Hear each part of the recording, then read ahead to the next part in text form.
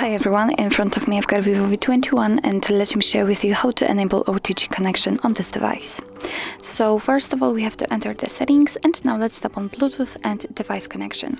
And as you can see here, we've got the OTG option, which is right now deactivated, and in order to turn it on, all you have to do is to simply tap on the switcher, and as you can see right now it is active. You can of course turn it off the same way just by tapping on this switcher, but here we've got also the information that your device will automatically turn off this option, this function, if you will not use it for 5 minutes, so you can decide. So actually this is it. This is how to enable OTG connection in your VIVO V21. Thank you so much for watching. I hope that this video was helpful, and if it was, please hit the subscribe button and leave the thumbs up.